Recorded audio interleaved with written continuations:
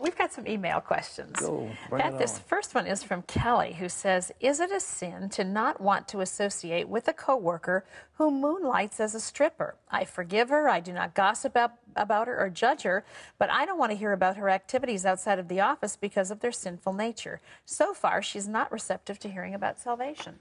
Well, Kelly, you really don't, there's something else in that we didn't put on the screen. She says it's not only a stripper, but she's a hooker, so she's a prostitute.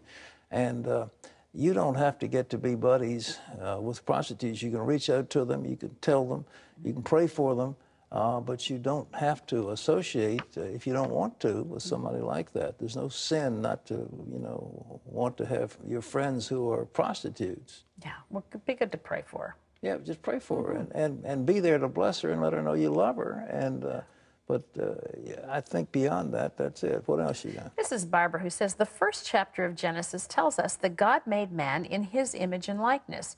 But in the second chapter of Genesis, it says that Adam was formed out of the dust of the earth. Which one is correct? Well, they're both correct. I mean, you have to have some material to make man in his image, and he used dust. And the word Adam is dirt. It speaks to the dirt. He came from the dirt of the earth, and so that's where you and I come from. So don't get too puffed up in your exalted status. You're worth about 97 cents. All right, well. I'm feeling so much better right now. Okay, Brenda says, Pat, I'm a 30-something adult female who just gave her heart to Jesus. What would you recommend I do to grow as a new believer? Most important thing is to build up your knowledge of the Word. You live in the Word. You study the Word. Thy Word have I hid in my heart that I might not sin against thee. And I recommend that you start with the Gospel of John, read it carefully, read it again. It's the letters in there from the Apostle Paul and Peter and others. They're like love letters from God to you. Read them over again. Hide them in your heart and then begin to live what they say. And the next thing is, of course, associate with people who are of like precious faith. Don't go to some dead church where they're not preaching the gospel, but go to get together with people who love the Lord and who are on fire for Jesus, and that'll encourage you. What else? This is Jennifer, who says, Pat, while fasting, I become very, very cranky, and I even lash out at people. Do you think it's worth fasting since I end up being such a bad witness? I usually fast by eating one meal a day for a week, only drinking water or milk during the day. But how can I when I'm so very cranky? Well, I think you're doing it wrong. If there comes a time that your body will react to fasting, and it'll actually have a beneficial effect. But you need to fast for 2 or 3 days like fast, not eat, one meal a day and so forth. You're actually continuously breaking the fast.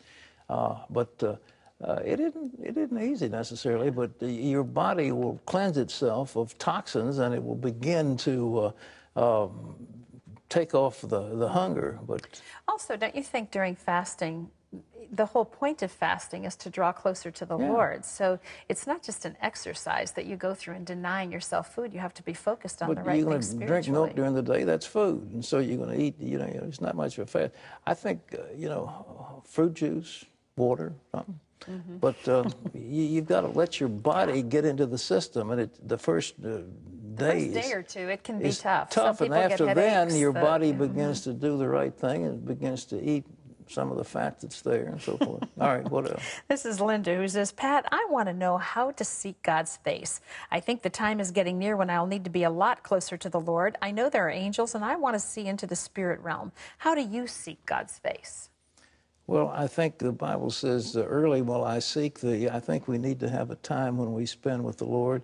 And I think to go apart for several days, to seek God is the best way, because there's so much in this world that gets us away from God. There's so many things that distract us. I mean, you talked about that earlier with Pastor Tim Keller, that the world is so full of stuff that really is legitimately demanding time. It does require and they become getting away. idols, and the next thing you know, everything demands. So if you want to seek God's face, you have to spend time with Him, away from all of the cares of the earth.